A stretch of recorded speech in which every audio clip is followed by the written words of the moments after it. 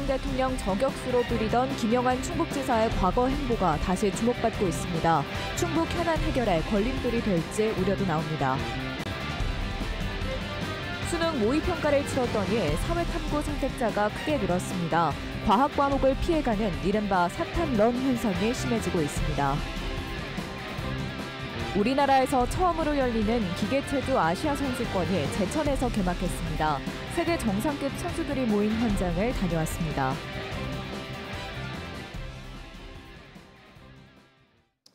네, 시청자 여러분 안녕하십니까? 계속해서 MBC 뉴스투데이 충북입니다.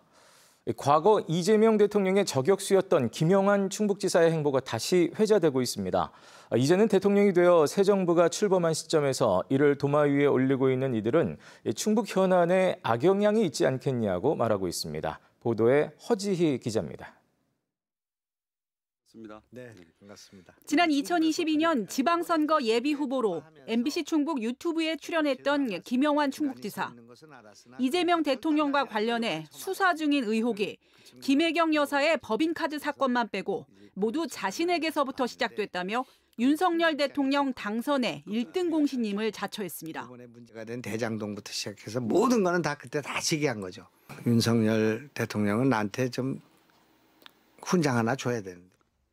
실제로 김영환 지사는 2018년 경기도지사 후보 시절 경쟁자였던 당시 이재명 후보를 향해 각종 의혹을 쏟아냈습니다. 형수와 형에 대한 막말, 형을 공권력을 이용해서 정신병원에 입원시키려고 했던 의혹. 이게 특혜 의혹이 아니고 뭐겠습니까? 이게 검찰은 수사를 왜 안 하는 겁니까, 이건? 또 3년 전 20대 대선 때 윤석열 캠프에 합류한 전후로 대장동과 이재명 가족사에 관한 의혹을 SNS에 집중적으로 제기했습니다. 그리고 충북도지사가 된 이후에도 만나기 어려운 평행선은 이어졌습니다. 더불어민주당이 윤석열 대통령 탄핵에 나설 때 김 지사는 탄핵만은 안 된다며 반대 입장을 보였고 직접 집회 연단에 오르기도 해 시민단체로부터 내란 선동 혐의로 고발되기도 했습니다. 탄핵 무효! 과거 두 사람의 관계를 보여주는 영상들은 온라인에서 확대 재생산되고 있고 이런 악연은 이제 김 지사에게 정치적 부담으로 돌아왔다는 관측이 나오고 있습니다. 벌써부터 도청 안팎에서는 새 정부와의 관계나 충북의 주요 현안 추진에 걸림돌이 되려나 우려하는 시각도 나오고 있고 김 지사 자신도 이재명 후보 당선이 유력했던 선거일 며칠 전 SNS에 아름다운 뒷모습을 남기고 싶다. 선거가 며칠 남지 않았다고 올려 궁금증을 자아내기도 했습니다. 그리고 새 정부가 출범한 날 김영환 지사는 이재명 대통령의 취임을 진심으로 축하하며 충북도민에게 한 약속이 실현되기를 염원한다는 입장문을 냈습니다. 여당이 된 민주당 충북 국회의원들이 대선 공약 실현에 최선을 다하겠다고 밝힌 가운데 충청북도는 정권 교체와 상관없이 주요 사업은 차질 없이 진행되도록 정치권과 협력하고 새 내각 구성도 예의주시해 긴밀히 대처해 나가겠다는 계획입니다. MBC 뉴스 허지입니다. 어제 이재명 대통령 주재로 전국 시도지사들이 참석한 안전치안 점검회의가 열렸습니다. 이 대통령 취임 이후 처음으로 영상을 통해 열린 이번 회의에는 김영환 충북지사 등 전국 17개 시도지사를 비롯해 기초자치단체 실무 책임자도 참석했습니다. 이 대통령은 매월 단위 정례 점검 체계를 마련해 기상재해 등 재난 예방 체계를 갖출 것을 지시한 것으로 알려졌습니다.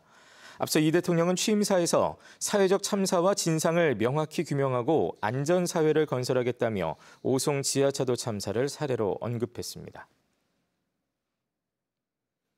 지역 폐기물 업체에서 30억 원을 빌려 대가성 의혹으로 고발된 김영환 지사에 대해 경찰이 불송치로 잠정 결론 내렸습니다.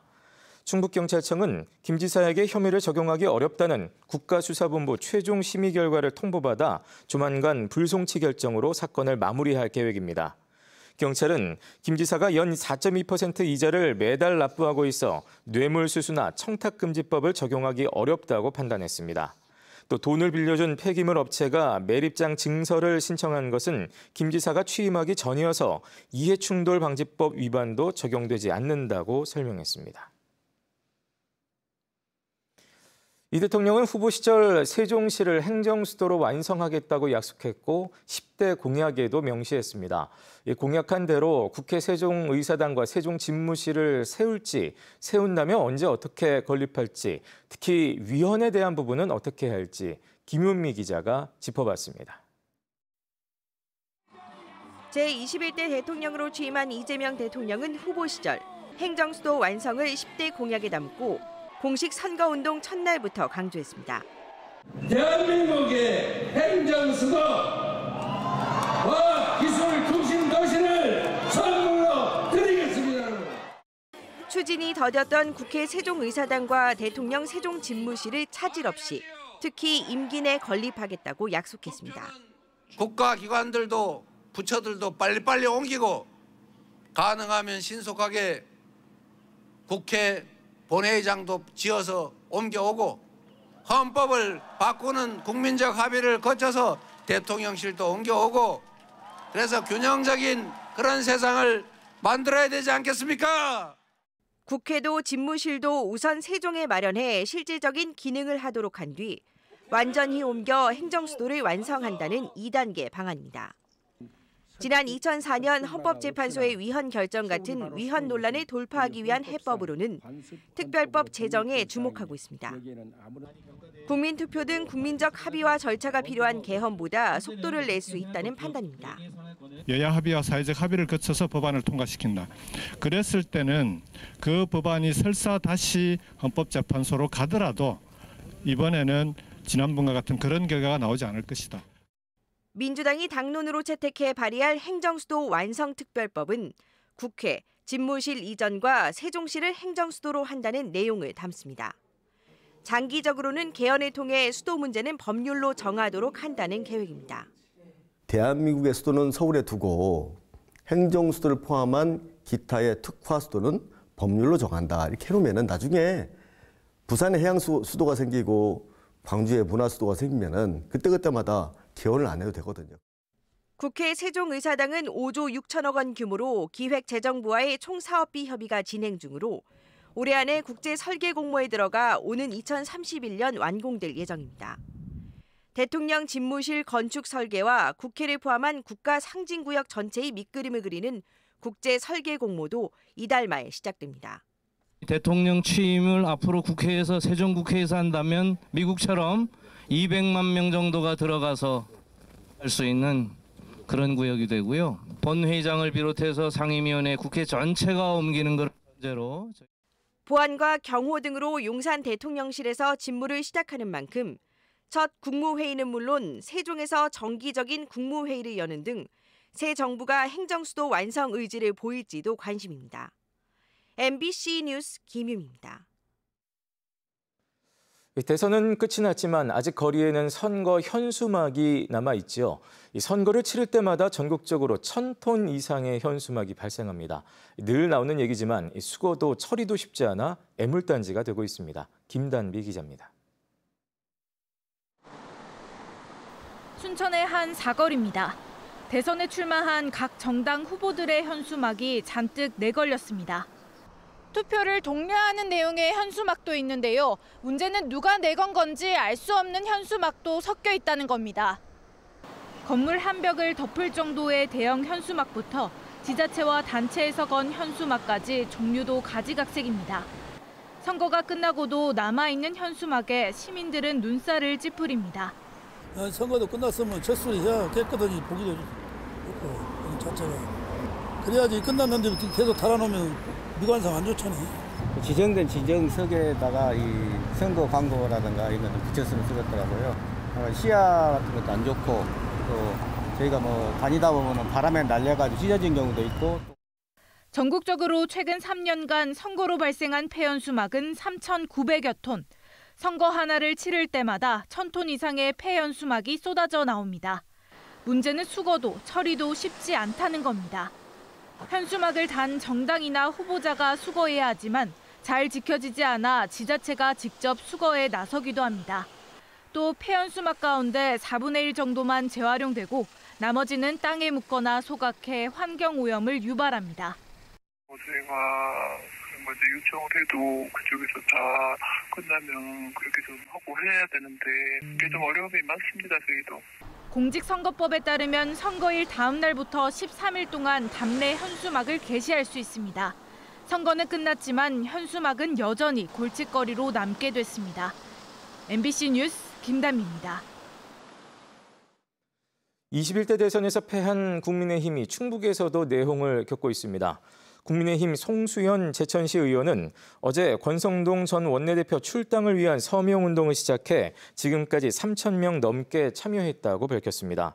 송 시 의원은 징계 요청 서명서에서 김문수 후보에게 한덕수 전 총리와의 단일화를 지속적으로 압박하는 등 공천 편법을 자행한 권성동 당대표 권한대행 겸 원내대표는 을사오적, 모사꾼과 다름없다며 즉각 출당 조치하고 제명해야 한다고 주장했습니다. 한편 선대위 해단식에서 내부 싸움은 안 된다던 권성동 원내대표는 책임을 회피할 생각이 없다며 어제 사퇴했습니다. 6월 수능 모의평가가 대통령 선거로 하루 미뤄져 지난 4일에 치러졌습니다. 이번 평가에서는 사회탐구 선택자가 지난해보다 35%나 늘었는데요. 과학 과목을 피해가는 이른바 사탐런이 대세라는 말까지 나오면서 교육 현장의 걱정도 커지고 있습니다. 신병관 기자가 보도합니다. 수능 전초전이라고 할 수 있는 6월 모의평가. 전체 응시자 50만 3천여 명 가운데 사회탐구 응시자가 73%인 36만 8천여 명으로 지난해보다 10만 명 가까이 늘며 35%나 증가했습니다. 황금 대지띠 출생자가 고3이 되며 늘어난 응시자 증가율 6%를 훨씬 뛰어넘는 급증세입니다. 제 주변 이과생들 거의 다 3원으로 수능 최저 맞추고 과학을 2개씩 보는 학생 많이 못 본 것 같아요.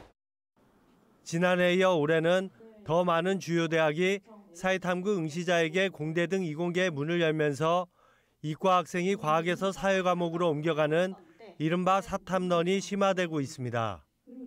상대적으로 공부량이 많고 점수 따기 어려운 과학 과목을 수능에서 굳이 선택할 필요가 있냐는 판단입니다.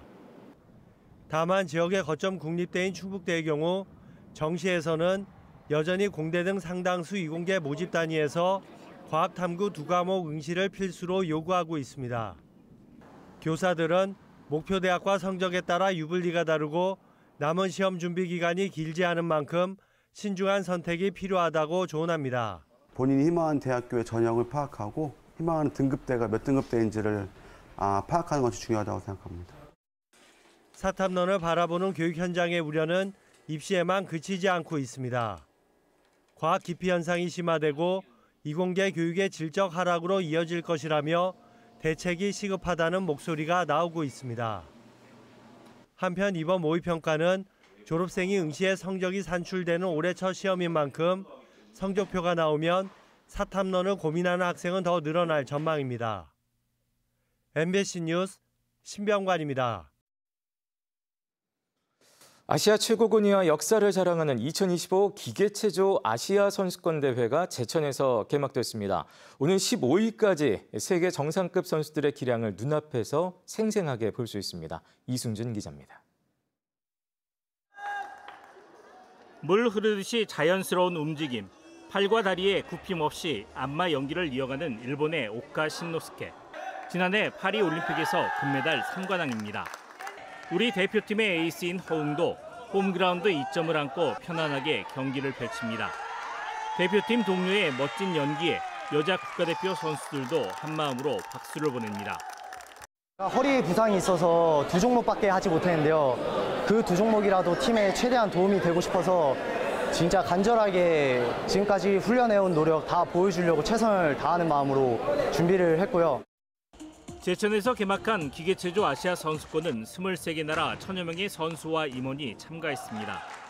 일본의 오카 신노스케 외에도 파리 올림픽 2관왕인 필리핀의 욜로와 올림픽 8회 출전한 우즈베키스탄의 옥사나 추소비티나 등 세계 정상급 선수들도 출전합니다. 올림픽 메달리스트인 신재환과 여서정은 부상으로 아쉽게 참가를 못했습니다. 지금 중국, 일본이 원체 능력이나 어떤 기량들이 높기 때문에 저희들은 지금 3위 정도를 생각을 하고 있습니다. 남자는 마루와 안마, 링, 도마, 평행봉, 철봉 등 6종목에서, 여자는 도마와 2단 평행봉, 평균대, 마루 등 4종목에서 기량을 겨룹니다. 내년 나고야 아시안게임 전초전으로 지금 보고 있어요. 그래서 지금 기존에 있는 선수들이 아시안게임이 또 나오기 때문에 그게 관전 포인트가 아닐까 생각합니다. 우리나라에서 기계체조 아시아 선수권이 열리는 것은 이번이 처음입니다. 대도시가 아니라 제천 같은 중소도시에서도 국제대회를 치를 수 있는 역량이 있다는 것을 보여줍니다. 체육관광이 가장 그 소비 유발 효과가 크기 때문에 저희는 스포츠 관광에 총력을 집중하고 있습니다. 이번 대회는 오는 8일까지 남자부 경기가 펼쳐지고 여자부는 오는 12일부터 15일까지 열립니다. MBC 뉴스 이승준입니다. 과수화상병이 충북에서도 확산되고 있습니다. 충북농업기술원에 따르면 지난 4일 충주시 주덕읍과 제천시 봉양읍 과수농장에서 과수화상병 감염이 확인돼 현재까지 피해는 7개 시군 36곳 12헥타르로 늘었습니다. 지역별로는 충주가 20곳으로 가장 많고 음성 7곳, 제천 5곳 등입니다. 한편 김영은 지사는 어제 충주 주덕의 과수화상병 방제 현장을 찾아 방제 현황을 점검했습니다. 지자체 공무원을 사칭한 사기가 잇따르고 있습니다. 충주시에 따르면 지난달 31일부터 5일 동안 충주시 공무원 2명을 사칭해 유리문과 철물 등을 납품해달라고 요구한 사기 사례가 3건 접수됐습니다. 다만 상인들이 충주시에 직접 전화를 걸면서 금전 피해로 이어지지는 않았습니다.